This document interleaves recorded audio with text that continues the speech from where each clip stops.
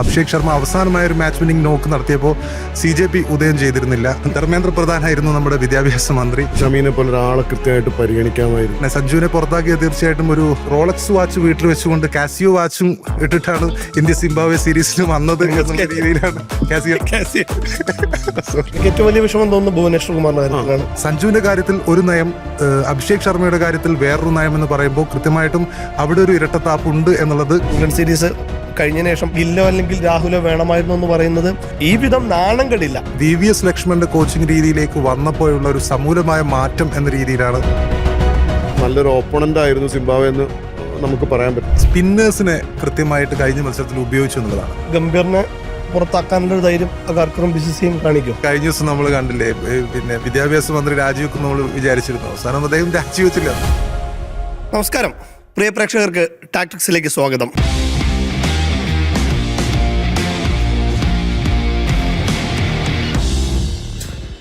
T20 ക്രിക്കറ്റിൽ India ഒരിക്കൽ കൂടി വിജയവഴിയിൽ തിരിച്ചെത്തിയിരിക്കുകയാണ്.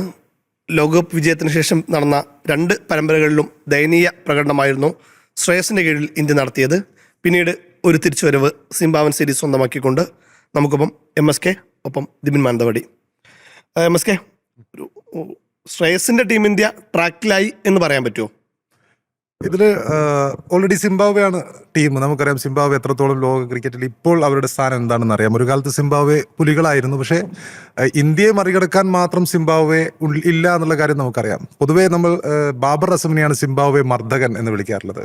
അപ്പോൾ ഇന്ത്യക്ക് കഴിഞ്ഞ മത്സരത്തോടു കൂടി ഒരുപാട് സിംബാബ്വെ മർദ്ദകന്മാരെ കിട്ടി എന്നുള്ളതാണ് ഈ ടൂർണമെന്റ് പ്രധാനപ്പെട്ട കാര്യം. ഇന്ത്യ ജയിച്ചു എന്നതിനപ്പുറം ഈ 2 ജയങ്ങളും ആധികാരികമായിരുന്നു. എങ്കിൽ കൂടിയും സിംബാബ്വെക്കെതിരെയാണ് എന്നുള്ള ഒരു കാര്യം അവിടെ കൃത്യമായിട്ട് നിൽക്കുന്നുണ്ട്. ശ്രേയസ് അയ്യരുടെ ഈ ഒരു ചേഞ്ച് എന്നതിനൊപ്പം തന്നെ നമ്മൾ മനസ്സിലാക്കേണ്ട മറ്റൊരു കാര്യം, ഗൗതം ഗംഭീർ ഈ ടീമിനൊപ്പം കോച്ചായിട്ട് ഉണ്ടായിരുന്നില്ല എന്നുള്ളതാണ്. നമുക്കറിയാം അയർലൻഡ് സീരീസിൽ എനിക്ക് കൃത്യമായിട്ടും തോന്നുന്നു. കാരണം എന്ന് വെച്ചാൽ ഞാൻ ഈ കോച്ചിങ് സ്റ്റാഫിന്റെ ആളുകളുടെയൊക്കെ നോക്കിയപ്പം VVS ലക്ഷ്മണാണ് ഈ സീരീസിൽ ഇന്ത്യയുടെ ഹെഡ് കോച്ച്. ബാറ്റിംഗ് കോച്ചായിട്ടുള്ളത് ഹൃഷികേഷ് കനിത്കറാണ്, നമ്മുടെ പഴയ ധാക്കയിലെ ആ 4 അടിച്ചുകൊണ്ട് ഇന്ത്യയെ വിജയിപ്പിച്ച താരം. സുനിൽ ജോഷിയാണ് ഇന്ത്യയുടെ ബോളിംഗ് കോച്ച്. 90s 2000 തുടക്കത്തിലൊക്കെ ഇന്ത്യയിലെ പ്രധാനപ്പെട്ട സ്പിന്നർമാർ, കുംബ്ല കഴിഞ്ഞാലുള്ള ഒരു സ്പിന്നർ എന്ന രീതിയിൽ വളർന്നു വന്ന ആ ഒരു താരം. അപ്പോൾ ഈ 3 പേർ ആണ് ഈ ടീമിൻ്റെ മൊത്തത്തിലുള്ള അധികാരം ഏറ്റിരിക്കുന്നത്. ഗൗതം ഗംഭീറിൻ്റെ കോച്ചിങ് രീതിയിൽ നിന്നും VVS ലക്ഷ്മണന്റെ കോച്ചിങ് രീതിയിലേക്ക് വന്നപ്പോഴുള്ള ഒരു സമൂലമായ മാറ്റം എന്ന രീതിയിലാണ് എനിക്ക് സീരീസിനെയും ഇന്ത്യയുടെ പ്രകടനത്തെയും വിലയിരുത്താൻ കഴിയുന്നത്. കാരണം കഴിഞ്ഞ ദിവസം ഒരുപാട് ട്രോളായിട്ടുള്ള ഒരു കാര്യം ഉണ്ടായിരുന്നു. തിലക് വർമ്മക്ക് ഒരു അവാർഡ് കൊടുത്തു എന്ന രീതിയിൽ. തിലക് വർമ്മ കഴിഞ്ഞ മത്സരത്തിൽ ജയിച്ച സമയത്ത് ബെസ്റ്റ് ആറ്റിറ്റ്യൂഡ് അവാർഡ് എന്ന രീതിയിൽ ഒരു അവാർഡ് അദ്ദേഹത്തിന് കൊടുത്തു. എന്തിനാണ് അദ്ദേഹത്തിന് കൊടുത്തത് എന്ന രീതിയിലൊക്കെ ട്രോളൊക്കെ ഉണ്ടായിരുന്നു. ആ സമയത്ത് അങ്ങനെ കുറെ ട്രോൾ ഉണ്ടായിരുന്നു. പക്ഷേ കൃത്യമായിട്ടും ആ ഒരു അവാർഡിലേക്ക് വരുമ്പോൾ അത് VVS ലക്ഷ്മൺ അതിനെക്കുറിച്ച് പറഞ്ഞിരിക്കുന്നു. ഒരു പുതിയ അവാർഡ് VVS ലക്ഷ്മൺ ഈ ഒരു സീരീസിൽ ഇൻട്രൊഡ്യൂസ് ചെയ്യുകയാണ്, ബെസ്റ്റ് ആറ്റിറ്റ്യൂഡ് അവാർഡ്. ഡ്രസ്സിംഗ് റൂമിൽ അങ്ങനെ ഒരു അവാർഡ് കൊടുക്കുകയാണ്. നമ്മൾ മുമ്പ് ബെസ്റ്റ് ഫീൽഡർക്കുള്ള അവാർഡ് കൊടുക്കുന്നത് കാണാം. ബെസ്റ്റ് മാൻ ഓഫ് ദി മാച്ചിനുള്ള അവാർഡ് ഇന്ത്യൻ ഡ്രസ്സിംഗ് റൂമിൽ കഴിഞ്ഞ് കുറേ കാലമായിട്ട് ഈ ദിലീപിൻ്റെയൊക്കെ നേതൃത്വത്തിൽ കൊടുക്കുന്നത് നമ്മൾ കണ്ടിട്ടുണ്ട്.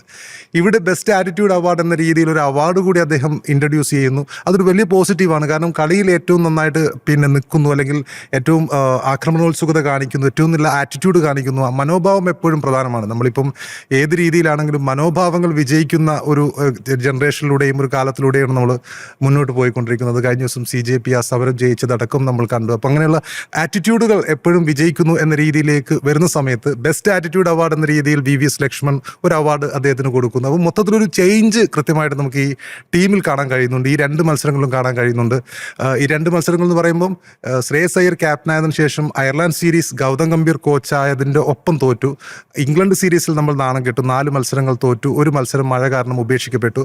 ഈ സീരീസിൽ വരുമ്പോൾ VVS ലക്ഷ്മണന്റെ കോച്ചിങ്ങിൽ 2 മത്സരങ്ങൾ ഇന്ത്യ ജയിച്ചിരിക്കുകയാണ്. മൊത്തത്തിൽ ടീമിലൊരു മാറ്റം എന്തെങ്കിലും ഉണ്ടായിട്ടുണ്ടെങ്കിൽ അത് VVS ലക്ഷ്മണന്റെ ആ ഒരു സാന്നിധ്യം കൊണ്ട് കൂടിയാണ് എന്നതാണ് എനിക്ക് പറയാനുള്ള കാര്യം. പിന്നെയുള്ളത് ഇന്ത്യൻ ടീമിനെ സംബന്ധിച്ച് നമുക്ക് കൃത്യമായിട്ടും പല കാര്യങ്ങളും എടുത്തു പറയാനുള്ളതുണ്ട്. ഇപ്പം അഭിഷേക് ശർമ്മ വീണ്ടും ഫോം ഔട്ട് ആയതൊരു ചർച്ചാ വിഷയമാണ്. സഞ്ജുവിൻ്റെ കാര്യത്തിൽ നമുക്കറിയാം 3 മത്സരങ്ങളിലെ പരാജയത്തിന് ശേഷം സഞ്ജുവിനെ മാറ്റിയത് നമ്മൾ കണ്ടിട്ടുണ്ട്. പക്ഷേ അഭിഷേക് ശർമ്മ ഒരു മാച്ച് വിന്നിംഗ് നോക്ക് നടത്തിയിട്ട് എത്രയോ കാലമായി എന്നുള്ളത് പ്രധാനപ്പെട്ട കാര്യമാണ്. അഭിഷേക് ശർമ്മ അവസാനമായ ഒരു മാച്ച് വിന്നിംഗ് നോക്ക് നടത്തിയപ്പോൾ CJP ഉദയം ചെയ്തിരുന്നില്ല. ധർമ്മേന്ദ്ര പ്രധാൻ ആയിരുന്നു നമ്മുടെ വിദ്യാഭ്യാസ മന്ത്രി.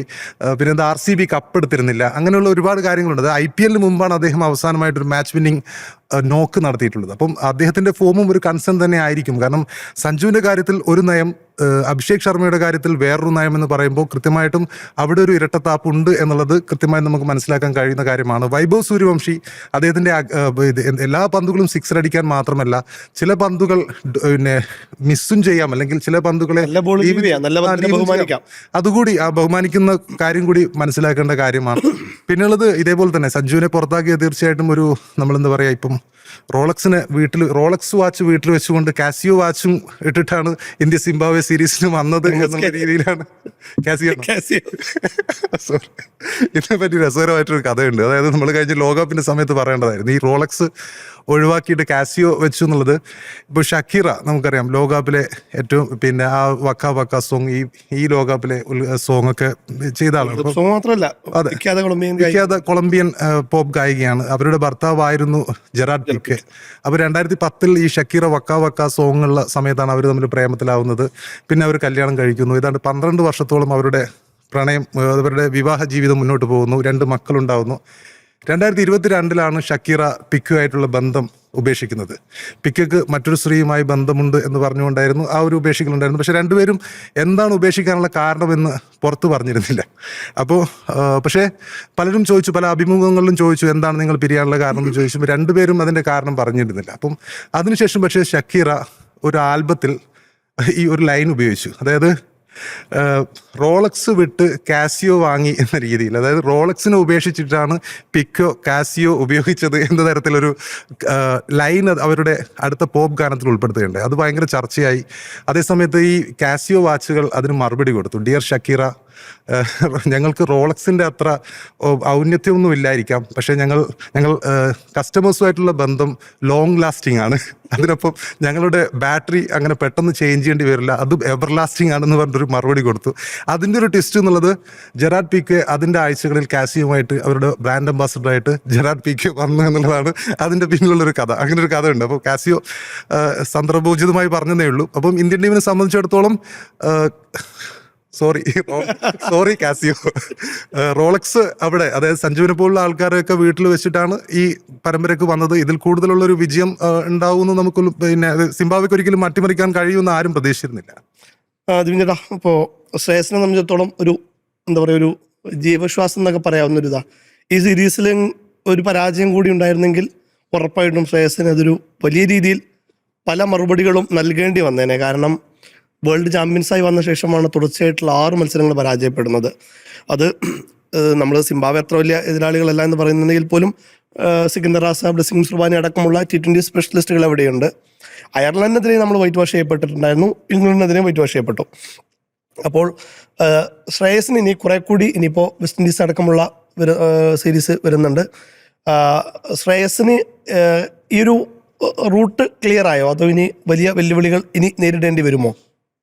റൂട്ട് ക്ലിയർ ആയിന്ന് 100% അങ്ങനെ പറയാൻ പറ്റുന്ന ഒരു സാഹചര്യമില്ല. കാരണം ഇപ്പം ശ്രേയസിന് കിട്ടിയ നല്ലൊരു ഓപ്പർച്യൂണിറ്റി ആയിരുന്നു ഇംഗ്ലണ്ടിനെ പോലെ ഒരു വലിയ ടീമിനെതിരെ T20 ചാമ്പ്യന്മാരെ നയിക്കുക എന്നുള്ളത്. അവിടെ ശ്രേയസ് അത് ആ ഒരു അർത്ഥത്തിൽ പ്രൂവ് ചെയ്തില്ല എന്ന് നമുക്ക് എല്ലാവർക്കും അഭിപ്രായമുണ്ട്. അപ്പോൾ സിംബാബ്വെ പോലെ ഒരു ടീമിനെതിരെ കളിക്കാൻ വരുമ്പോൾ വളരെ താരതമ്യേന പരിചയസമ്പന്നരല്ലാത്തൊരു ടീമിനെയാണ് ശ്രേയസ് കിട്ടിയത്. പക്ഷേ ടീമിനെ അത്യാവശ്യം കുഴപ്പമില്ലാതെ ഉപയോഗിച്ചു.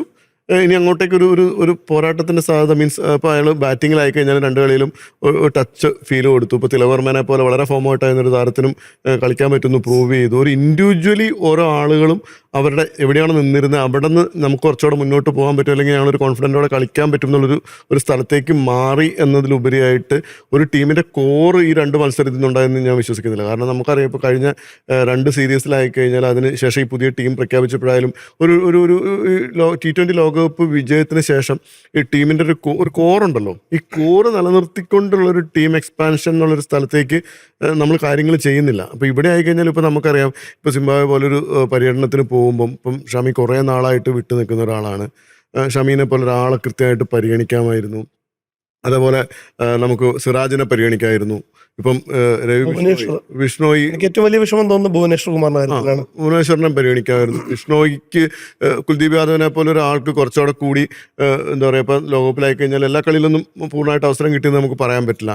അപ്പോൾ അങ്ങനെ ഒരു ടീമിൻ്റെ ഒരു ബോളിംഗ്, ഇപ്പം ഒരു ബോളിംഗ് സ്ട്രെങ്ത്തിനെ മൊത്തം റീപ്ലേസ് ചെയ്തുകൊണ്ട് കുറെ പുതിയ ആളുകളെ കൊണ്ടുവരേണ്ട വലിയ കഥയൊന്നുള്ളത് എനിക്ക് തോന്നുന്നില്ല. അപ്പോൾ അത്തരത്തിലൊക്കെയുള്ള കാര്യങ്ങളിൽ എന്തെങ്കിലും തരത്തിൽ ഈ രണ്ട് വിജയം പരിഹാരമായോ എന്ന് ചോദിച്ചു കഴിഞ്ഞാൽ പരിഹാരമായില്ല എന്ന് തന്നെ പറയേണ്ടി വരും. ഇപ്പം നമ്മളിപ്പം MSK പറഞ്ഞ പോലെ തന്നെ ഇപ്പോൾ സഞ്ജുവിനെ പരിഗണിച്ചില്ല എന്നുള്ളൊരു കാര്യം. ഇപ്പോൾ ലാസ്റ്റ് ഇപ്പം അഭിഷേകിൻ്റെ കാര്യം തന്നെ പറഞ്ഞല്ലോ. അഭിഷേക് ഇപ്പോൾ ലാസ്റ്റ് 5 കളിയിൽ അഭിഷേകിൻ്റെ സ്കോർ 16, 10, 8 അങ്ങനെയൊക്കെ വെച്ചിട്ടാണ്. ഇപ്പോൾ സഞ്ജു 89 അടിച്ചിട്ട് പിന്നെ അടുത്ത 4 കളി പരാജയപ്പെട്ടതിൻ്റെ പേരിലാണ് സഞ്ജു ടീമിന് 3 കളിയിൽ ടീമിന് പുറത്തിരിക്കണത്. അപ്പം ഇത്തരത്തിൽ ഇപ്പോൾ അതുപോലെ തിലകോർമ്മ ആയി കഴിഞ്ഞ് കഴിഞ്ഞാലും ആ അർത്ഥത്തിലൊന്നും ഒരു മാച്ച് വിന്നിങ് നോക്കോ ഒന്നും ഈ അടുത്ത കാലത്ത് തിലകോർമ്മ ഇവരുടെ ഒരു മാനസപുത്രനാണ്. ഉണ്ടായിട്ടില്ല. ക്യാപ്റ്റൻസി അദ്ദേഹത്തിന് എന്തോ ഒരു ഗിഫ്റ്റ് ആയിട്ട് കിട്ടിയതുപോലെയാണുള്ളത്. അപ്പോൾ ഞാൻ പറഞ്ഞത് എവിടെയൊക്കെയോ ഒരു നീതീകരിക്കപ്പെടാത്ത ഞാൻ ഈ പറയുന്ന ഒരു പോയിന്റ് എന്ന് വെച്ചാൽ കളിക്കാരുടെ ഒരു ആത്മവിശ്വാസത്തെ ഏതെങ്കിലും തരത്തിലാവും. ഇൻഡിവിജ്വലി ആളുകൾക്ക് ചിലപ്പോൾ ആത്മവിശ്വാസമൊക്കെ ഉണ്ടായിട്ടുണ്ടാവും. പക്ഷെ ഒരു ടീം ഗെയിം എന്നുള്ള രീതിക്ക് ഒരു ടീം ആ രീതിക്ക് മെൻറ്ററായി എന്നുള്ളൊരു അഭിപ്രായം വ്യക്തിപരമായിട്ട് എനിക്കില്ല.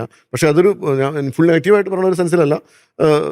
പുതിയൊരു ക്യാപ്റ്റനെ സംബന്ധിച്ച് ഒരു സെറ്റിൽ ചെയ്യാനുള്ള ഒരു ടൈം എന്നൊക്കെ വേണം നമുക്ക് പറയാം. പക്ഷേ കൈ കിട്ടിയതൊരു നല്ല ടീമായിരുന്നു. അതിനെ ആ അർത്ഥത്തിൽ കൊണ്ടുപോയോ എന്നുള്ള ചോദ്യം ഇപ്പോഴും ബാക്കിയാണ്. ഇനിയും പ്രൂവ് ചെയ്യാനുണ്ടെന്നുള്ള ആ അർത്ഥത്തിൽ എനിക്ക് തോന്നുന്ന ഒരു കാര്യം. പിന്നെ രണ്ടാമത്തെ കാര്യം എന്ന് വെച്ചാൽ ഇപ്പോൾ നമുക്കറിയാം, ഇപ്പോൾ ഈ ലോകകപ്പിൽ ഒരു സിംബാബ്വേൻ്റെ ഒരു പ്രകടനമൊക്കെ വെച്ചിട്ടാണ് അവർ കുറച്ചുകൂടെ കൂടി അവരുടെ നാട്ടിൽ കുറച്ചുകൂടെ പ്രോഗ്രസ് ഇമ്പ്രസീവായിട്ട് കളിക്കുമെന്ന് നമ്മൾ കരുതിയത്. പക്ഷേ സിംബാബ്വെ ടീം ആ ഒരു അപ് ടു ദ മാർക്ക് എന്നുള്ള രീതിക്ക് ഉയർന്നിട്ടില്ല എന്ന് തന്നെ പറയേണ്ടി വരും. അപ്പോൾ അതുകൊണ്ട് തന്നെ ഒരു കുറച്ചുകൂടെ കൂടി നമ്മൾ എല്ലാ പ്രാവശ്യവും പറയുന്ന പോലെ ദുർബലരായിട്ടുള്ളൊരു സിംബാബ്വെ എന്നുള്ളൊരു ഫീൽഡിൽ തന്നെയാണ് ഈ ഹോം സീരീസിൽ അവർ വന്നിരിക്കുന്നത്. അപ്പോൾ അതുകൊണ്ട് തന്നെ ഒരു കൃത്യമായിട്ടുള്ളൊരു നല്ലൊരു ഓപ്പണൻ്റ് ആയിരുന്നു സിംബാബ്വെ എന്ന് നമുക്ക് പറയാൻ പറ്റില്ല. അതുകൊണ്ട് തന്നെ ഈ ഒരു വിജയത്തിന് ആ അർത്ഥത്തിലും ഒരു നല്ലൊരു ഓപ്പണന്റ് നല്ലൊരു മത്സരം കൊടുത്തിട്ട് വിജയിച്ചു എന്നുള്ള രീതിക്ക് നമുക്കിതിനെ വിലയിരുത്താൻ പറ്റുമെന്ന് എനിക്ക് തോന്നുന്നില്ല. ഇപ്പോൾ അഭിഷേകിന്റെ ജസ്റ്റ് സ്റ്റാറ്റ് ഒന്ന് എടുത്ത് നോക്കുകയായിരുന്നു. ഇപ്പോൾ അയർലൻഡിനെതിരെ വേൾഡ് കപ്പിൽ നമുക്കറിയാം, വേൾഡ് കപ്പിൽ എല്ലാ മത്സരങ്ങളും മോശം പ്രകടനം നടത്തി ഫൈനലിൽ ഒറ്റ പ്രകടനം വന്നപ്പോൾ എല്ലാവരും പറഞ്ഞു അഭിഷേക് തിരിച്ചു വന്നു. അപ്പോൾ ആ വേൾഡ് കപ്പിന് ശേഷമുള്ള പ്രകടനം എടുത്ത് നോക്കാം. അയർലൻഡിനെതിരെ ഫസ്റ്റ് മാച്ചിൽ 20 ബോളിൽ 49 സെറ്റായെന്ന് കരുതി. പിന്നീട് ഗോൾഡൻ ഡക്ക് നമുക്ക് വല്ലാത്തൊരു ബന്ധമുള്ളത് നമുക്കറിയാലോ. ഇംഗ്ലണ്ടിനെതിരെ 24 പന്തിൽ 59 വീണ്ടും ട്രാക്കിലായെന്ന് കരുതുന്നു. രണ്ടാമത്തെ മാച്ചിലും ഭേദപ്പെട്ട രീതിയിൽ കളിച്ചു. 24 ബോളിൽ 43 റൺസ് അടിച്ചു. പിന്നെ 7 പന്തിൽ 10 റൺസ്, 14 പന്തിൽ 16 റൺസ്, 5 പന്തിൽ 3 റൺസ്. സിംബാബ്വെക്കെതിരെ ആദ്യത്തെ മാച്ചിൽ 8 ബോളിൽ 1 റൺസ്, അത്രയും സ്ട്രഗിൾ ചെയ്തു. ഈ ഇന്നലെ നടന്ന മത്സരത്തിലും 8 റൺസ്. അപ്പോൾ അഭിഷേകിന് ഇപ്പോൾ ഈ സ്ഥിരതയുടെ കാര്യവും കൺസിസ്റ്റൻസിയുടെ കാര്യമൊന്നും അഭിഷേകിന്റെ കാര്യത്തിലോ തിലകിന്റെ കാര്യത്തിലോ ഇല്ല. തിലക് ഈ കഴിഞ്ഞ മത്സരത്തിൽ നല്ല രീതിയിൽ തന്നെ പറ്റി. ശ്രേയംസിന്റെ കാര്യത്തിലും ആ കൺസിസ്റ്റൻസി നമുക്ക് ആർച്ച് പറയാൻ പറ്റില്ല. ഇല്ല, കാരണം സഞ്ജുവിന്റെ കഴിഞ്ഞ ഒരു 20 ഇന്നിങ്സും ഇവരുടെ എല്ലാം 20 ഇന്നിങ്സ് നമ്മളൊരു ലോങ് ടൈമിലാണല്ലോ കൺസിസ്റ്റൻസിന്റെ ഒരു സ്വഭാവത്തെ നോക്കേണ്ടത്. കഴിഞ്ഞ ഒരു ലാസ്റ്റ് ഒരു 20 മത്സരം എന്നുള്ള രീതിക്ക് എടുത്തു നോക്കി കഴിഞ്ഞാൽ ഞാൻ മനസ്സിലാക്കുന്ന ഏറ്റവും കൂടുതൽ റണ്ണടിച്ച ആൾ സഞ്ജുവാണ്. ഏറ്റവും കൂടുതൽ സഞ്ജുവിന് മോശമായത് ന്യൂസിലൻഡ് സീരീസിൽ 5 മത്സരങ്ങളും അത് അങ്ങേറ്റം ക്ലൂലെസ് ആയി എന്നുള്ളതായിരുന്നു സഞ്ജുവിന് ഏറ്റവും വലിയ പ്രശ്നങ്ങളിലൊന്നായത്. അതായത് വിക്കറ്റ് ഒരേ രീതിയിൽ പോകുന്നു, അത് മറികടക്കാനൊരു ടെക്നിക്ക് സഞ്ജുവിന് കണ്ടുപിടിക്കാൻ കഴിഞ്ഞിട്ടില്ല എന്നുള്ളതായിരുന്നു എല്ലാവരും വലിയ വിമർശനം ഉന്നയിച്ചത്. പക്ഷേ വേൾഡ് കപ്പിന് നോക്കൂ, വേൾഡ് കപ്പിന്റെ ചരിത്രത്തിൽ ചരിത്രത്തിൽ തന്നെ ഞാൻ പറയുന്നത്, ഒരു വേൾഡ് കപ്പല്ല പറയുന്നത്, ഇതുപോലെ ഒരു ഹീറോയിസ്റ്റിക് പെർഫോമൻസ് ഒരു മാച്ചിൽ നടത്തിയവരുണ്ടാവും, 2 മാച്ചിൽ നടത്തിയവരുണ്ടാവും. ഇതൊരു വിർച്വലി ഒരു ക്വാർട്ടറായ എതിരായ ഒരു നോക്കൗട്ടിൽ ഒരു പ്രകടനം വരുന്നു, പ്ലെയർ ഓഫ് ദ മാച്ച്. സെമിയിൽ ഇംഗ്ലണ്ടിനെതിരെ വാങ്കഡയിൽ വരുന്നു. അതിൽ വെസ്റ്റ് ഇൻഡീസിനെതിരെ നമുക്കറിയാം ഈഡൻ ഗാർഡൻസിലാണ്, ബൗളിങ്ങിന് അത്യാവശ്യം നല്ല രീതിയിൽ തുണയ്ക്കുന്ന ഒരു പിച്ചിലാണ്. അതും വെസ്റ്റ് ഇൻഡീസിന് നല്ല ബൗളർമാരുടെ സമയത്താണ്. ഇംഗ്ലണ്ടിനെതിരെ ഫൈനലിൽ അഹമ്മദാബാദിൽ നരേന്ദ്രമോദി സ്റ്റേഡിയത്തിൽ. അപ്പോൾ ആ 3 മത്സരത്തിലും അതിഗംഭീരമായ പ്രകടനം നടത്തി ടീമിന് ഒറ്റയ്ക്കൊരു കിരീടം നേടിക്കൊടുത്തു. അതായത് അതുവരെ ഇന്ത്യ നമുക്കറിയാം ഒരുപാട് നമ്മൾ ചർച്ച ചെയ്ത് മടുത്താണ്, എന്നാൽ പോലും ഒരിക്കൽ കൂടി പറയേണ്ട സാഹചര്യം വരുവാണ്. ഈ തുടർച്ചയായിട്ട് ലെഫ്റ്റീസ് ഓഫ് സ്പിന്നർമാർക്ക് മുമ്പിൽ പരാജയപ്പെടുമ്പോഴാണ് ഇന്ത്യയുടെ ഒരു ശക്തി, സ്ട്രെങ്ത് എന്നുള്ള രീതിയിൽ സഞ്ജു വന്ന് ആ പ്രശ്നങ്ങൾ മൊത്തം പരിഹരിച്ചു കൊടുക്കുന്നത്. ഫൈനലിൽ അഭിഷേക് ടച്ച് ആവുന്നതിൽ ഒരു പ്രധാന കാരണം കൂടി സഞ്ജുവിൻ്റെ ഒപ്പം ഉണ്ടായി എന്ന് പറഞ്ഞാൽ സഞ്ജു ഉണ്ടാക്കി കൊടുത്ത ഒരു ഇമ്പാക്റ്റ് കൂടിയാണെന്ന് പറയുന്നതിൽ ഒരു തെറ്റുമില്ല. ആ വിധം പ്ലെയറെ ട്രീറ്റ് ചെയ്യുന്നു. അപ്പോൾ എനിക്ക് തോന്നുന്നു വൈഭവിനൊപ്പം സഞ്ജു ആണെങ്കിൽ വൈഭവ് കുറെ കൂടി സ്കോർ ചെയ്യും. സഞ്ജു വലിയ രീതിയിൽ അദ്ദേഹത്തെ ഉപദേശിക്കും, ഇന്ന ബോൾ ലീവ് ചെയ്യണമെന്ന് കൃത്യമായിട്ട് പറയും. സഞ്ജുവിന് അത് പറയാനുള്ള കുറെ കൂടി അർഹതയുണ്ട്. കാരണം അവർ രാജസ്ഥാനിൽ ഒരുമിച്ചായിരുന്നു. രാജസ്ഥാനിൽ സഞ്ജു പോകുന്ന സമയത്താണ് വൈഭവ് പ്രഷർ കുറച്ചുകൂടി ഈസാവും. കാരണം അയാൾ ഭയങ്കര ഒരു അഗ്രസീവ് മൂഡിൽ കളിക്കുന്ന ആളാണ്. സഞ്ജുവിനും അപ്പൊ അതേ രീതിക്ക് പോകേണ്ട വരില്ല, കുറച്ചുകൂടെ കൂടി സ്റ്റാൻഡ് ചെയ്ത് കളിക്കാൻ. പിന്നെ മാത്രമല്ല സഞ്ജു ടെക്നിക്കലി അത്രയും ബ്രില്യൻ്റ് ആയ ഒരു ബാറ്ററാണ്. അത്രയും ഈ ടെക്നിക്കലി സൗണ്ടഡ് അല്ലാത്തതിൻ്റെ പ്രശ്നമാണ് നമ്മൾ ഇംഗ്ലണ്ടിലും അയർലൻഡിലും കാണുന്നത്. ഇപ്പോൾ ഇന്ത്യൻ കണ്ടീഷനിൽ നന്നായിട്ട് കളിക്കുന്ന, അല്ലെങ്കിൽ സിംബാബ്വേയിൽ പോയിട്ട് അവിടെ നന്നായിട്ട് കളിക്കുന്നതുകൊണ്ട് കാര്യമില്ല. ഇപ്പോൾ വേഗതയുള്ള പിച്ചിൽ, ബൗൺസി ആയ പിച്ചിൽ, അത്തരം ട്രാക്കുകൾ കളിക്കണമെങ്കിൽ ടെക്നിക്കലി നല്ല ക്വാളിറ്റി വേണം. അപ്പോൾ നമ്മുടെ പല മുൻതാരങ്ങളും ഇപ്പോൾ ഇംഗ്ലണ്ട് സീരീസ് കഴിഞ്ഞതിന് ശേഷം പലരും പറയുന്നത് ഗില്ലോ അല്ലെങ്കിൽ രാഹുലോ വേണമായിരുന്നു എന്ന് പറയുന്നത് അവരുടെ മെല്ലപ്പോക്ക് അല്ലെങ്കിൽ അവരുടെ സ്ട്രൈക്ക് റേറ്റിനെ കുറിച്ചുള്ള ആശങ്കകളൊക്കെ പലർക്കും ഉണ്ടാകും. എന്നാൽ പോലും ഈ വിധം നാണം കെടില്ല.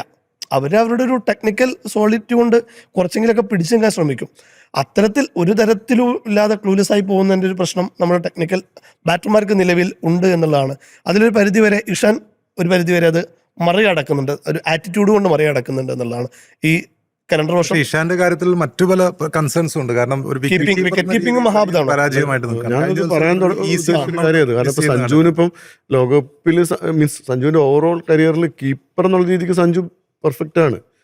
മാത്രമല്ല കമ്പാരിറ്റീവ്ലി മറ്റുള്ളവരൊക്കെ ക്യാപ്റ്റന്റെ ഗുണം കൂടി വിക്കറ്റ് കീപ്പിംഗ് പുറത്തു. ഇപ്പൊ DRS നിർണായക DRS ഒക്കെ വിളിച്ചെടുത്ത് അല്ലെങ്കിൽ ഒഴിവാക്കേണ്ട DRS ചെയ്യിപ്പിക്കാറുണ്ട്.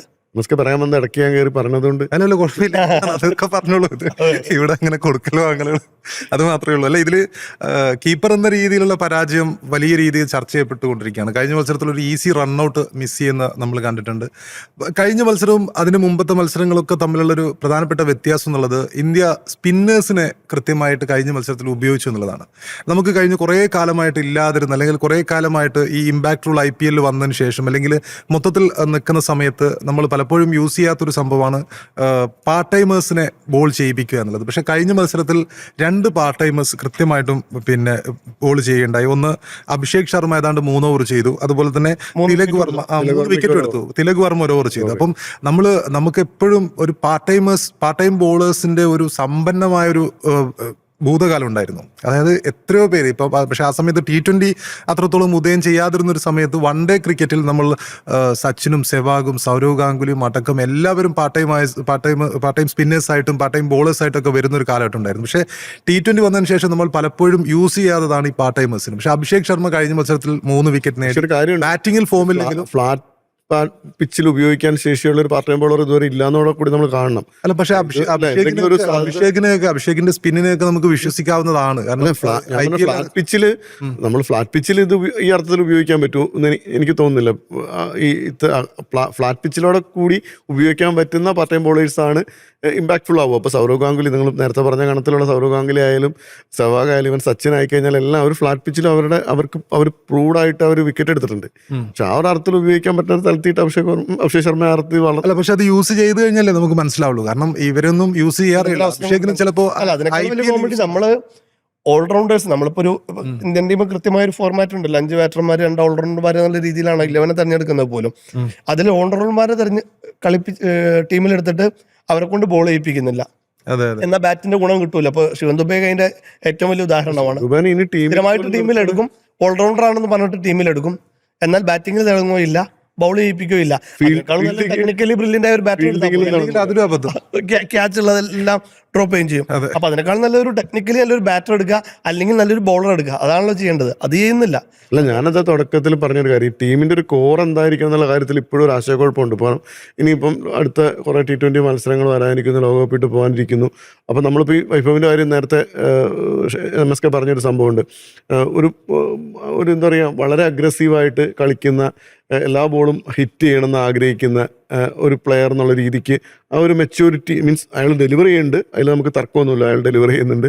പക്ഷേ അവിടെ നിന്നിട്ട് അയാൾ ഒരു എന്താ പറയുക, ഒരു ടീം ഗെയിമിൻ്റെ ഭാഗമായി മാറ്റാൻ അയാളുടെ എല്ലാ കഴിവും.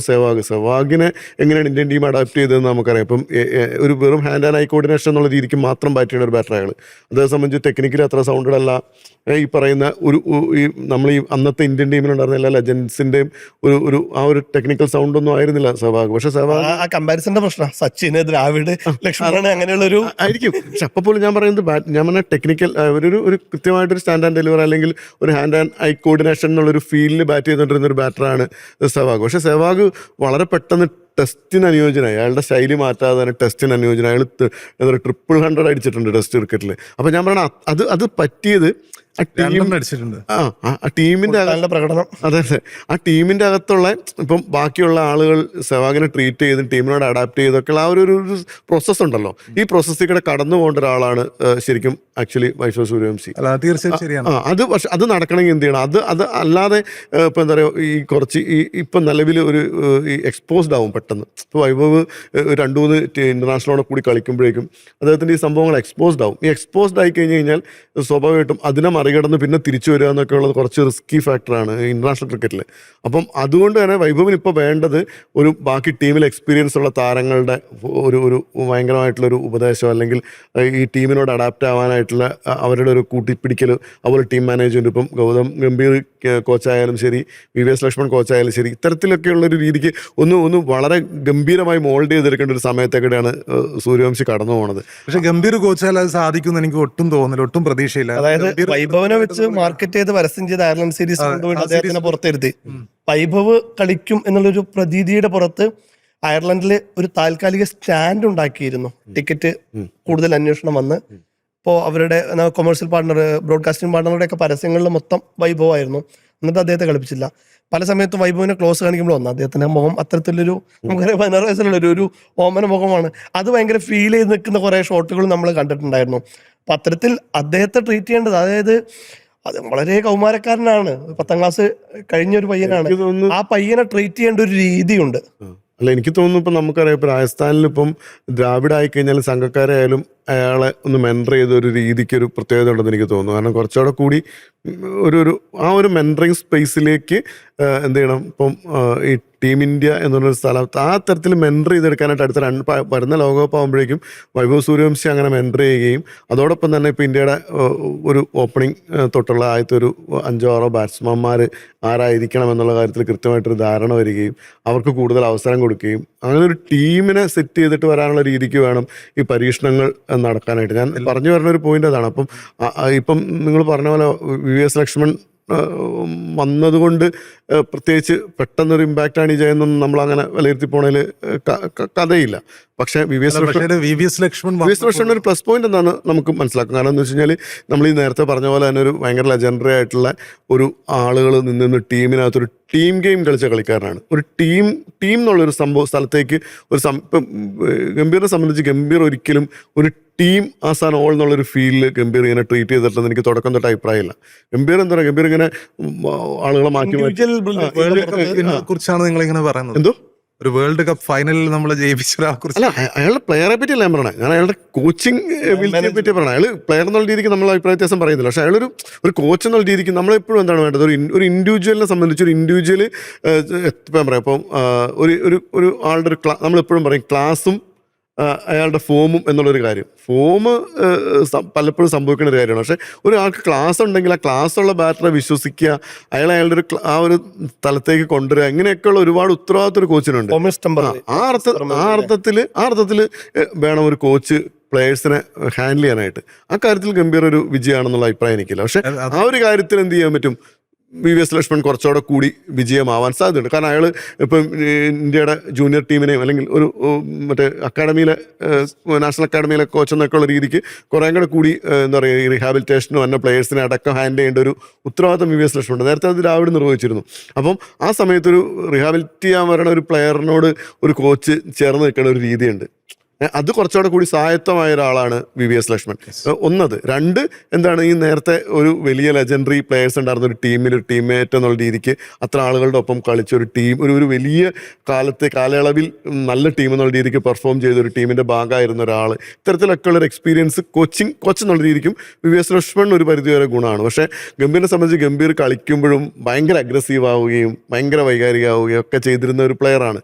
അതിൽ നിന്ന് അയാൾ കോച്ചായപ്പോഴും എത്രമാത്രം വളർന്നുള്ള കാര്യത്തിൽ എനിക്കൊരു സംശയമുണ്ട്. അപ്പോൾ അതുകൊണ്ട് തന്നെ MSK പറഞ്ഞ ആ ഒരു അർത്ഥത്തിൽ ഗംഭീറിനേക്കാൾ ഇന്ത്യൻ ടീമിന് ഇപ്പം കുറച്ചുകൂടെ കൂടി അഡാപ്റ്റീവ് ആയിട്ടുള്ള കോച്ച് VVS ലക്ഷ്മൺ ആണെന്നുള്ളൊരു അഭിപ്രായത്തോട് ഞാൻ യോജിക്കുന്നുണ്ട്. പക്ഷേ VVS ലക്ഷ്മൺ വന്നുകൊണ്ട് 2 മത്സരം ജയിച്ചെന്നുള്ളതിനോട് എനിക്ക് വിയോജിപ്പുണ്ട്. അല്ല, VVS ലക്ഷ്മൺ വന്നുകൊണ്ട് ആ ഡിഫറൻസ് കൃത്യമായിട്ട് നമുക്ക് ഫീൽ ചെയ്തിട്ടുണ്ട്. കാരണം ഗംഭീറിന്റെ കീഴിൽ ഒരു പട്ടാള ചിട്ടയിൽ ഒരു വ്യത്യാസം കൂടി ഇല്ല MSK. അല്ല, ഓപ്പണേഴ്സ് ഇതേ ഓപ്പണേഴ്സ് തന്നെയല്ലേ ഇംഗ്ലണ്ടിനെതിരെയും കളിച്ചിരുന്നത്.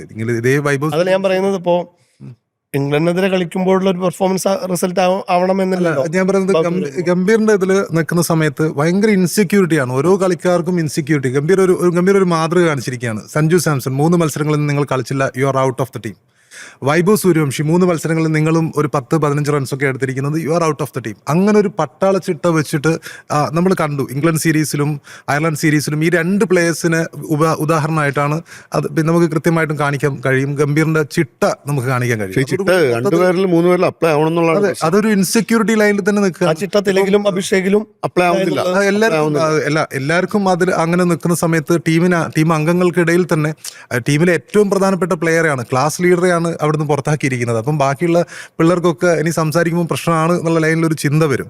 അപ്പം വൈഭവിനെ അവർക്ക് പിന്നെ ഉപയോഗിക്കാമായിരുന്നെങ്കിൽ, വൈഭവിനെ ഗംഭീർ ഉപയോഗിച്ചിരുന്ന വിധം എന്നുള്ളത് അയർലാൻഡ് സീരീസിൽ അതൊരു സോഫ്റ്റ് എൻട്രി ആവുമായിരുന്നു. വൈഭവിനെ ഉപയോഗിച്ചത് ഇതിലാണ് ഇംഗ്ലണ്ട് പോലുള്ള ലോകത്തിലെ ഏറ്റവും അറിയപ്പെടുന്ന T20 ടീമുകളിൽ ഒന്നിനെതിരെയാണ് അദ്ദേഹത്തെ ഇറക്കി വിട്ടിരിക്കുന്നത്.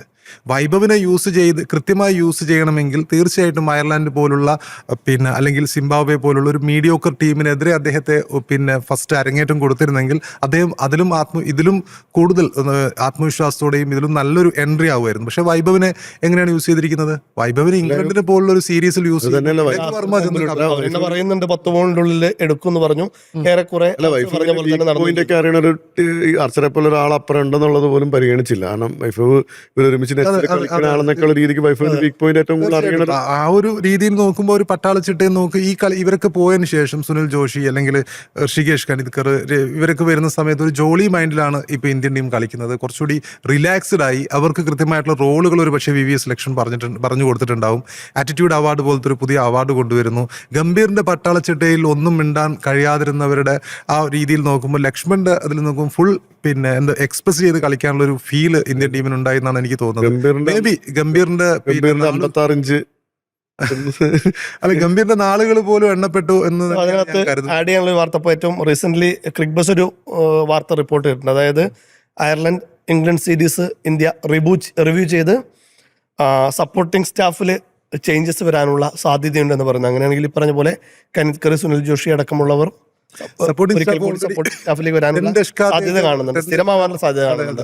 ടെൻ ദഷ്കാത്തൊക്കെ ഭയങ്കരമായിട്ട് നിരാശനാണ്. അദ്ദേഹമൊക്കെ അസ്വസ്ഥനാണ് എന്ന തരത്തിൽ ഈ ടീമിനൊപ്പം ഉള്ള സമയത്ത് ഗംഭീറിന്റെ ചില നടപടികളിൽ അസ്വസ്ഥനാണ് എന്ന തരത്തിലുള്ള വാർത്തകളൊക്കെ ഇതിനകം തന്നെ പുറത്തു വന്നിട്ടുണ്ട്. അപ്പോൾ ഈ സീരീസിന് ശേഷം ഇങ്ങനെ ഒരു റിവ്യൂ വരികയാണെങ്കിൽ മേ ബി അത് ഗംഭീറിന്റെയും അവസാന നാളുകളായിരിക്കുമെന്ന് തന്നെയാണ് ഞാൻ കരുതുന്നത്. കാരണം ഗംഭീർ 2 ICC പിന്നെ ഇതുപോലെ ഏഷ്യ കപ്പും അതുപോലെ വേൾഡ് കപ്പൊക്കെ നേടി തന്നിട്ടുണ്ടെങ്കിലും ബൈലാറ്ററൽ സീരീസിൽ ഇന്ത്യ പരാജയപ്പെടുന്നത് ആദ്യമായിട്ടാണ്. കഴിഞ്ഞ ടെസ്റ്റിൽ അട്ടപ്പാടലും ന്യൂസിലാൻഡിനോടും സൗത്ത് ആഫ്രിക്കയോടും ഒക്കെ തോക്കുന്നത് നമ്മൾ കണ്ടിട്ടുണ്ട്. ഏകദിന പരമ്പര പരാജയപ്പെടുന്നത് നമ്മൾ കണ്ടിട്ടുണ്ട്. ഇന്ത്യ ഒരു 5-8 കൊല്ലമായിട്ട് ദ്രാവിഡിന്റെ കീഴിലും അതുപോലെ രവിശാസ്ത്രിയുടെ കീഴിലൊക്കെ കുതിപ്പ് നടത്തിയിരുന്ന ഇന്ത്യയാണ് ബൈലാറ്ററൽ സീരീസിലൊക്കെ ഇങ്ങനെ പരാജയപ്പെട്ടും ടെസ്റ്റിൽ ഇങ്ങനെ ഇന്ത്യൻ നാട്ടിൽ അതായത് സ്വന്തം സോയിലിൽ ഇങ്ങനെ പരാജയപ്പെട്ടൊക്കെ നിന്നത്. അപ്പം ഗംഭീറിനെ സംബന്ധിച്ചിടത്തോളം ഈ നാളുകൾ ലക്ഷ്മണിന്റെ ഈ പരമ്പര വിജയം കൂടി നോക്കുന്ന സമയത്ത് തീർച്ചയായിട്ടും എന്തെങ്കിലും ഒരു മാറ്റം ഉണ്ടാവാനുള്ള സാധ്യതയുണ്ട്. ഗംഭീറിനെ പുറത്താക്കാനുള്ള ഒരു ധൈര്യം അഗാർക്കറും BCCയും കാണിക്കും. നിലവില് ഇപ്പൊ ലോകകപ്പ് നേടിത്തുന്ന ഒരു കോച്ച്, അയാളുടെ ഒരു കോച്ച് ലോകകപ്പ് നേടിയ ക്യാപ്റ്റൻ നമ്മൾ അടുത്ത സീരീസിൽ വെച്ചിട്ടില്ലേ, അതും കൂടി നമ്മൾ നോക്കണം. അല്ല ക്യാപ്റ്റൻ മാൻ ഓഫ് ദി സീരീസിനെ ഉപയോഗിച്ചിട്ടില്ല. അതെ അല്ല ഞാൻ പറഞ്ഞത്. അപ്പോൾ ഈ 2 കാര്യമുണ്ട് അതിനകത്ത്. ഒന്ന് BCCI ആയിട്ട് ബന്ധപ്പെട്ട് BCCIയുടെ മാനസപുത്രനാണ് ഗംഭീർ ഈ കോച്ചായിട്ട് വന്നത്. ഒരു ഗ്രാഫ് നമ്മൾ പരിശോധിച്ച് കഴിഞ്ഞാൽ ഗംഭീർ ആയിരുന്നില്ല ശരിക്കും ആ സമയത്ത് വരേണ്ടിരുന്നത്. അന്ന് ചർച്ചകൾ നടന്ന പേരുകളൊക്കെ വെച്ച് നോക്കുമ്പോൾ ഗംഭീർ ആയിരുന്നില്ല വരേണ്ടിയിരുന്നത്. പക്ഷേ ഗംഭീർ വന്നത് BCCIയുടെ കൂടി താല്പര്യങ്ങൾ അതിനകത്തുണ്ട്. അപ്പൊ അതുകൊണ്ട് തന്നെ ആ സമയത്ത് കൊൽക്കത്ത വിജയത്തിലെത്തിച്ച മെൻഡറായിരുന്നു. അതെ അത് ഞാൻ പറഞ്ഞ അപ്പോഴും ആ സമയത്ത് പരിഗണിക്കപ്പെട്ടിരുന്ന പേരുകൾ വെച്ച് നോക്കുമ്പോൾ നമ്മൾ ആ ഒരു രീതിക്ക് ഇപ്പം ഒരു മെൻഡറായിരിക്കണ പോലെ അല്ല ഒരു ടീമിൻ്റെ കോച്ചായിരിക്കുക എന്നുള്ളത്. അപ്പോൾ ആ അർത്ഥത്തിൽ വരുന്നില്ല. ഇപ്പം നമ്മൾ എന്താ പറയുക, ഇപ്പം കോച്ചായിട്ട് ഉപയോഗിക്കാൻ പറ്റുന്ന ഒരുപാട് പഴയ താരങ്ങളുണ്ട്. ടീമിലുള്ള താരങ്ങളെ കൈകാര്യം ചെയ്യുന്ന അവരുമായിട്ട് കുറച്ചുകൂടെ കൂടി കെമിസ്ട്രി സാധ്യതയാണ് കാര്യങ്ങളുണ്ടെന്നൊക്കെ പറഞ്ഞാൽ അത്തരത്തിൽ അന്നേ ചർച്ച ഉണ്ടായിരുന്നു. പക്ഷേ അതിനെല്ലാം മറികടന്ന് ഗംഭീർ കോച്ചായിട്ട് വരുന്നു. ആ കോച്ചായിട്ട് വരുമ്പോൾ അതിനകത്ത് BCCIക്ക് ഒരു താല്പര്യമുണ്ട്. ആ താല്പര്യം സ്റ്റിൽ അവിടെ ഉണ്ട്. അപ്പോൾ അതുകൊണ്ട് തന്നെ ഒരു പതിയെ ഒരു അടുത്ത 2 സീരീസോടെ നോക്കിയിട്ട് അവിടെയും ഗംഭീർ ക്ലിക്കായിട്ടില്ലെങ്കിൽ സ്വാഭാവികമായിട്ടും ഗംഭീറിനൊരു പുറത്തേക്ക് പോക്കുണ്ടാവും. അല്ലാതെ ഈ ഒരു 2 മത്സരം US ലക്ഷ്മണന്റെ കീഴിൽ കളിച്ചതുകൊണ്ട് ഒരു താൽക്കാലിക അഡ്ജസ്റ്റ്മെന്റ് എന്നുള്ള രീതിയിൽ ഇതിലിപ്പോ ഗംഭീറിന് എത്ര മത്സരമാണ് ഇപ്പൊ 2 സീരീസുകൾ ഇത് നമ്മുടെ പോയിന്റ് ഓഫ് വ്യൂ ആണ്. നമ്മൾ പറഞ്ഞ ഒരു ലോജിക്കലല്ല BCCI ചിന്തിക്കുന്നത്. നമ്മൾ പറഞ്ഞ ലോജിക്കലാണെങ്കിൽ സഞ്ജു ടീമിൽ വേണം, നമ്മൾ പറഞ്ഞ ലോജിക്കലാണെങ്കിൽ ഷമി ടീമിൽ വേണം, നമ്മൾ പറഞ്ഞ ലോജിക്കലാണെങ്കിൽ സിറാജ് ടീമിൽ വേണം. നമ്മളൊന്നും പറയുന്ന ലോജിക്കലല്ല ഇപ്പൊ കഴിഞ്ഞ കുറച്ച് കാലങ്ങളായിട്ട് BCCI ഇത്തരം കാര്യങ്ങൾ. പക്ഷേ ഇനിയും 2-3 പരമ്പര എന്ന് പറയുമ്പോൾ എത്ര പരമ്പരകൾ കഴിഞ്ഞു, എത്ര ബൈലാറ്ററൽ സീരീസ്, നമ്മുടെ ആഗ്രഹമല്ലേ, എത്ര സീരീസുകൾ തോന്നുന്നത്. ഇനിയും BCCI എനിക്ക് നമ്മുടെ മനസ്സിന് രണ്ടാണല്ലോ. അപ്പൊ ഞാൻ പറയണത് ബ്രെയിന് വെച്ച് നമ്മൾ നോക്കുമ്പോ BCCI അല്ല, കഴിഞ്ഞ ദിവസം നമ്മൾ കണ്ടില്ലേ, പിന്നെ വിദ്യാഭ്യാസ മന്ത്രി രാജിവെക്കും നമ്മൾ വിചാരിച്ചിരുന്നു. അവസാനം അദ്ദേഹം രാജിവെച്ചില്ല. അപ്പോൾ അങ്ങനെയുള്ള സ്ട്രിക്ട് നടപടികൾ BCCIക്കും പിന്നെ പാലിക്കാവുന്നതാണ്. അതിനൊരു അഭിജിത് ദീപ് കൈൻ ഇന്ത്യൻ ടീമിൽ ഉണ്ടാവണം. അതിനുള്ള സാധ്യത ഇല്ല എന്നുള്ളത് കൊണ്ട്. പക്ഷെ എന്തായാലും ഈ സിംബാബ്വൻ സീരീസിന്റെ ഒരു പരമ്പര നേട്ടം എന്ന് പറയുന്നത് ശ്രേയസ് അയ്യരെ സംബന്ധിച്ചിടത്തോളം വലിയ ആശ്വാസമാണ്. സിംബാബ്വെ കൂടി ജസ്റ്റ് ഒന്ന് മീൻസ് സിംബാബ്വെ കഴിഞ്ഞ ലോകകപ്പിൽ അത്യാവശ്യം ഒരു നല്ല ഇംപ്രസീവ് ആയിട്ടുള്ളൊരു പ്രകടനമാണ് നടത്തിയത്. അതുകൊണ്ട് തന്നെ ഇന്ത്യക്കെതിരായിട്ടുള്ള ഒരു സീരീസ് അവരെ സംബന്ധിച്ച് ഒരു റീവാമ്പിന്റെ ഒരു സ്പേസോടെ മാറും നമ്മൾ കരുതിയിരുന്നു. ഇനിയിപ്പോൾ അടുത്ത അവർക്ക് ഒരു ഓസ്ട്രേലിയൻ സീരീസ് സിക്കന്ദർ റാസ പരാജയപ്പെട്ടതാണ് അവരെ സംബന്ധിച്ചിടത്തോളം വലുതായിട്ട്. അതോടെ ഒന്ന് പറയണ്ടേ നമ്മൾ. അതെ, സിക്കന്ദർ റാസ ബോളിംഗിലും ഓൾറൗണ്ട് മികവ് കൊണ്ടാണ് സിക്കന്ദർ റാസ വേൾഡിലെ നമ്പർ. 2 മത്സരം വളരെ ദയനീയമായിട്ട് ഒരു ഫൈറ്റ് കൊടുക്കുന്നു ഞാൻ ഉദ്ദേശിച്ചിരുന്നു. ആദ്യത്തെ മാച്ചിൽ 7 വിക്കറ്റിന് പരാജയപ്പെടുന്നു, രണ്ടാമത്തെ മത്സരം 90 റൺസിന് പരാജയപ്പെടുന്നു. രണ്ടും ഒരു ഫൈറ്റ് പോലും ഇല്ലാത്ത രീതിയിലാണ് സിംബാബ്വെ. സിക്കന്ദർ റാസക്ക് അദ്ദേഹം ഫോം ഔട്ട് ആയതാണ് അവരെ സംബന്ധിച്ചിടത്തോളം അവരുടെ പെർഫോമൻസ് അത്രയും വീക്കാവാൻ കാരണം സിക്കന്ദർ റാസ കൃത്യമായിട്ടും വിക്കറ്റ് എടുക്കുന്ന, അല്ലെങ്കിൽ അവസാന നിമിഷം ഇറങ്ങി 50 ഒക്കെ നേടുന്നൊരു ബാറ്ററും ഓൾറൗണ്ടറാണ്, വേൾഡിലെ നമ്പർ 1 ഓൾറൗണ്ടറാണ്. അപ്പോൾ അദ്ദേഹത്തിന്റെ പരാജയം ആ ടീമിനെ മൊത്തത്തിൽ ബാധിച്ച രീതിയാണ് കണ്ടിരിക്കുന്നത്. മൊത്തത്തിൽ ഇന്ത്യൻ പിന്നെ ബോളേഴ്സും അവർ കൃത്യമായിട്ടും വിക്കറ്റ് എടുക്കുന്ന രീതിയാണ് കഴിഞ്ഞ മത്സരത്തിലും കണ്ടത്. അപ്പം സിംബാബ്വെ സംബന്ധിച്ചിടത്തോളം അവരൊന്നുകൂടി റീവാംപ് ചെയ്യേണ്ട ഒരു ഘട്ടമാണ്. അല്ല, അവർക്ക് കുറച്ചുകൂടെ കൂടി ഒരു മത്സരത്തിന്റെ ഒരു എക്സ്പീരിയൻസ് ഒക്കെ ഉണ്ടാക്കി എടുക്കാൻ പറ്റുന്ന ഒരു മത്സരം, പക്ഷെ അവരത് ഉപയോഗിച്ചില്ല അർത്ഥത്തിൽ. റൈറ്റ്. എന്തായാലും ഈ സിംബാബ്വൻ സീരീസിലെ വിജയം എന്ന് പറയുന്നത് നേരത്തെ പറഞ്ഞ പോലെ തന്നെ ശ്രേയസ് അയ്യരെ സംബന്ധിച്ചിടത്തോളം വലിയ ആശ്വാസമാണ്. ഒപ്പം ഗൗതം ഗംഭീറിന് വലിയ ആശങ്കയുമാണ് നൽകുന്നത്. മറ്റൊരു വിഷയമായി വീണ്ടും കാണാം. ടാക്ടിക്സ് അവസാനിക്കുകയാണ്. നമസ്കാരം.